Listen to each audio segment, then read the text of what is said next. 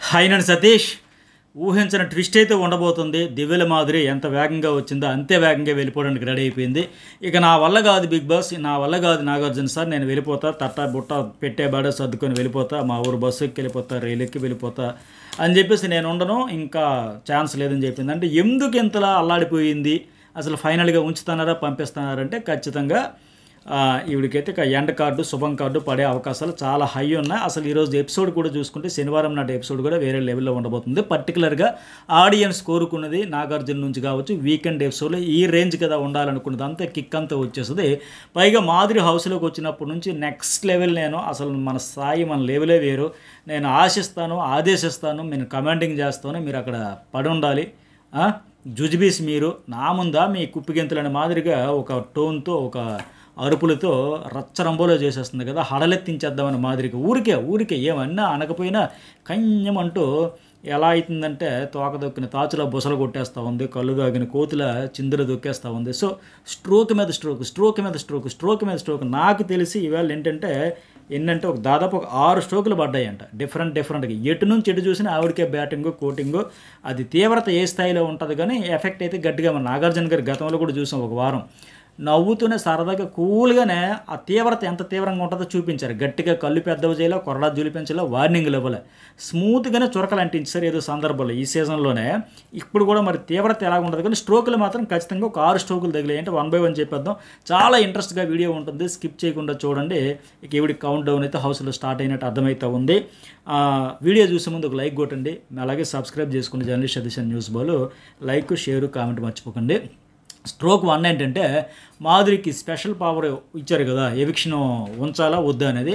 అది ఇక్కడ ఆడియన్స్ వీకెండ్లో నాకున్న అప్డేట్స్ ప్రకారం ఇది చెబుతా ఉన్నా, అప్డేట్స్ వరకు మాత్రమే.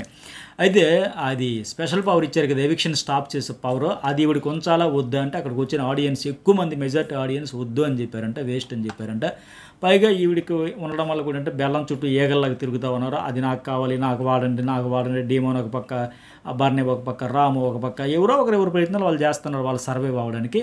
అయితే మెయిన్ ఏంటంటే ఈవిడ ఆ మాధురికి కూడా అది ఉండడం వల్ల ఒక వారం ఎవిక్షన్ ఆవిడ తప్పించుకుంటే ఇప్పటికే బాగా నెగిటివ్ అయిపోయి బయట రచ్చ నడుస్తూ ఉంది. హౌస్లోకి వచ్చిన తర్వాత మెయిన్ ఆవిడ మాట తీరుతో రచ్చ అయిపోయి ఏంటి న్యూసెన్స్ అనే మాదిరిగా అయిపోయి హౌస్ మేట్స్ కూడా అడలెత్తిపోతుంది. ఏంద్రనైనా మాకు తలకాయ నొప్పి అని ఆడియన్స్ కూడా అట్లాగే ఇరిటేట్ అవుతూ ఉన్నారు కనుక. సో ఈ వారం ఎటు నామినేషన్లోకి వస్తుంది. ఇప్పుడు ఆ ఎవిక్షన్ ఫ్రీ పవర్ స్టాప్ చేసి పవర్ క్యాన్సిల్ చేసి పడేశారు అనుకోండి అనుకుంటున్నా.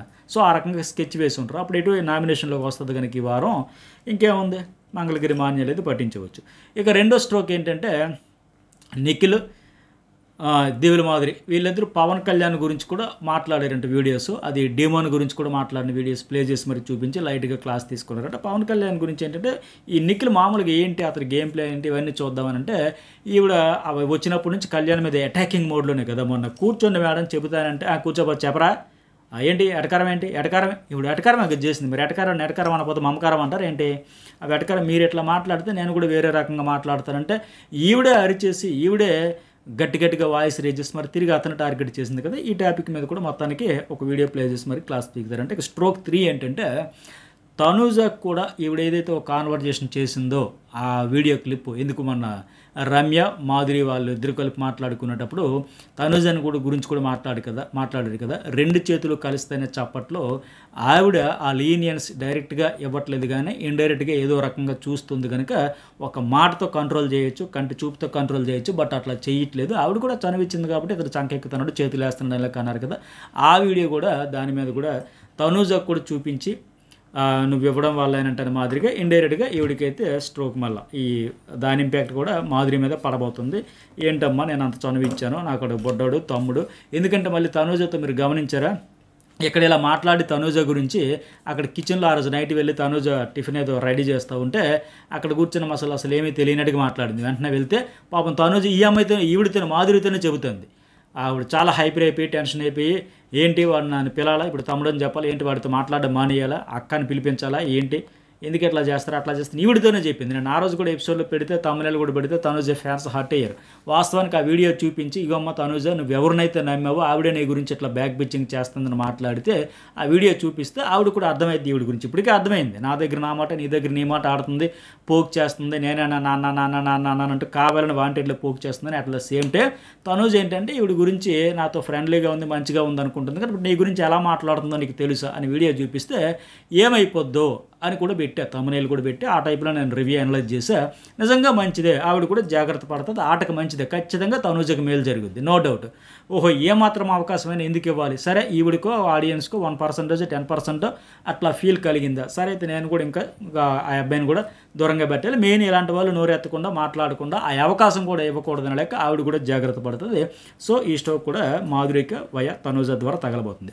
ఇక ఫోర్త్ స్ట్రోక్ ఏంటంటే అన్నిటికంటే హైలైట్, ఇదే కాన్వర్జేషన్లో రమ్య మాధురి ఇద్దరికి కలిపి వీడియో చూపించి మరి క్లాస్ స్పీకర్ అంట.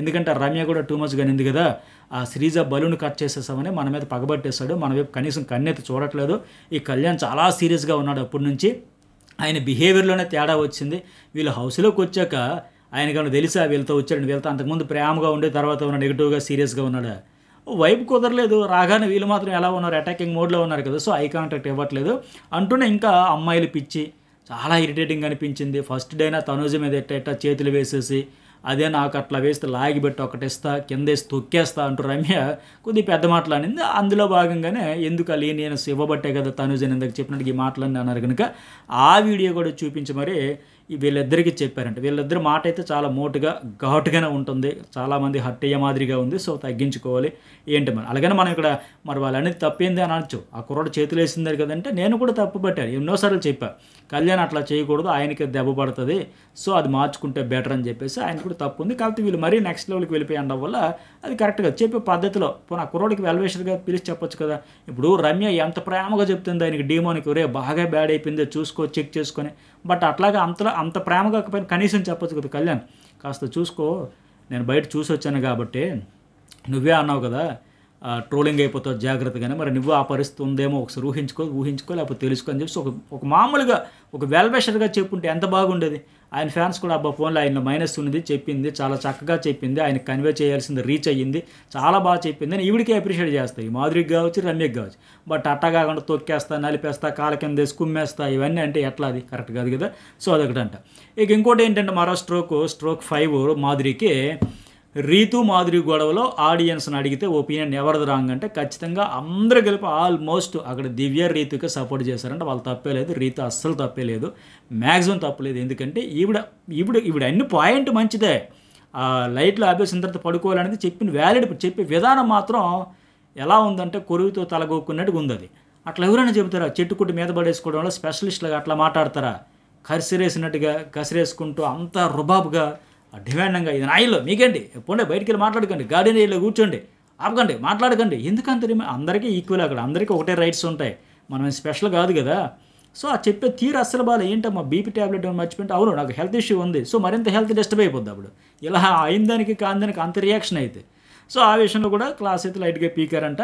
అయితే కనీసం అక్కడ దివ్య కళ్యాణ్ వాయిస్ రేజ్ చేశారు, కనీసం ప్రశ్నకి ఆవిడకి ఆన్సర్ చెప్పారు, అదేమి రూల్ కాదు కదా, మీరు చెప్పే పద్ధతి బాగాలేదని బర్నీ కనీసం వాయిస్ అయినా లేకుండా సేఫ్ ప్లే అయినా బాగానే ఉన్నాడు. కానీ రాము లాంటి అయితే ఏకంగా సపోర్ట్ కూడా చేశారు, ఆవిడ అనేది తప్పేంటి, ఆ పెద్దవాడికి మనం తోడుగా ఉంటే తప్పేంటి అన్న మాదిరిగా రాము లాంటి వాయిస్ తీశాడు కదా. సో ఈ విషయంలో కూడా అంట.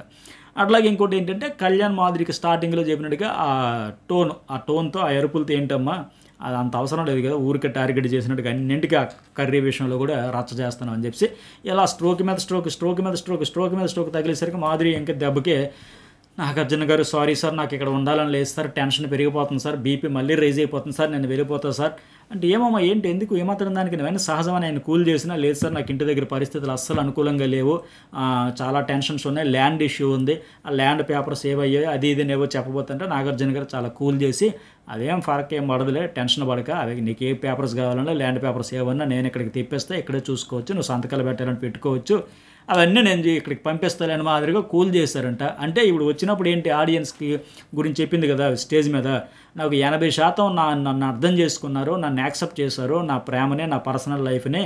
సో మిగతా 20%లోనే కాస్త నెగిటివిటీ ఉంది, ఆ 20ని కూడా కంప్లీట్గా 100% పాజిటివిటీ తెచ్చుకుంటానని చెప్పింది.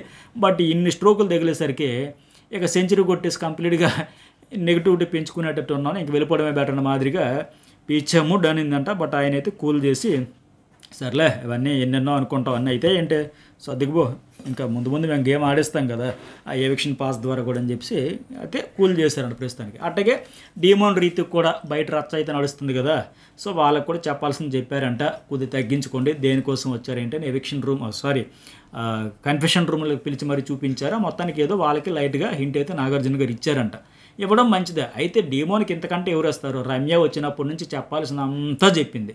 ఆ పులిహోర ట్రాక్స్ మానుకోరైనా చాలా బ్యాడ్ అయిపోవు, నీ ఫ్రెండ్స్ కూడా ఇప్పుడు హ్యాపీ ఫీల్ అవుతారు, నేను ఏదైనా చెప్పింది పోన్లేరా బాబు అని. నీకు ఎలా చెప్పాలి అంటే, ఆ అమ్మాయి జెన్యున్కి లేదు, ఆ అమ్మాయి సంగతి నాకు అనవసరం, నువ్వైతే బిస్కెట్ అయిపోయి మార్చుకొని చెప్పింది, ఇంకా అంతకంటే ఎవరు చెప్తారు. నాగార్జున గారు కూడా మంచిదే, ఒక ప్రయత్నం, ఆఖరి ప్రయత్నం అనుకోవచ్చు. ఇంకా నేను మారను, నేను ఇలాగే ఉంటాను, పులిహోర రస టైటిల్ నాకు కావాలంటే ఆ టైటిల్ ఆల్రెడీ దక్కించుకున్నాడు, ఇంకొత్తగా సాధించే టైటిల్ ఏం లేదు. సో అతనికి మంచిది. రీతికి కూడా కొద్దిగా కనువిప్పు కలిగింది, ఏంట్రా భయ్ ఇలాగని. అయితే నేను మరీ వీళ్ళకి అంత స్ట్రాంగ్గా ఇస్తారనుకోవట్లా, ఇవ్వాల్సిందంత ఇన్పుట్స్ ఇచ్చారు. కానీ అట్టగే కళ్యాణ్ కూడా ఇక్కడ కూడా చెబుతారంట, బాబు నువ్వు కూడా జాగ్రత్త, అమ్మాయిల మీద చేతులు అవన్నీ కొద్దిగా నెగిటివ్ అవుతుంది. సో గతంలో ఇతనే అన్నాడు కదా, ట్రోలింగ్ అయిపోతావు జాగ్రత్త అన్నావు కదా, మరి నువ్వు కూడా ట్రోలింగ్ అయిపోతావు జాగ్రత్త అని ఆయన నోటితో వచ్చిన పదాన్ని ఆయనకి చెప్పినట్టు ఆయన కూడా జాగ్రత్త పడుతుంది. మంచిదే కదా, 3 వారాల తర్వాత ఫీడ్బ్యాక్ ఇచ్చిన తర్వాత కదా మారాడు. ఇప్పుడు ఇంకా బ్యాలెన్స్ కూడా ఇచ్చేసారనుకోండి ఫీడ్బ్యాక్, బాబు ఇది నీ ఇష్టం, ఇంకా నీవు ఆలోచించుకో, బ్యాడ్ అయితే అంటే ఆడియన్స్ కూడా ఆల్మోస్ట్ 50-50 టైప్లోనే చెప్పారంట. చేతులు వేస్తున్నాడు, అది ఇబ్బందిగా ఉంది. ఇప్పుడు రమ్య మాదిరి అతను ఈ బట్టే కదా అన్నారు, కాకపోతే చెప్పే విధానం వాళ్ళది ఇంకా మరీ టూ మచ్గా ఉంది.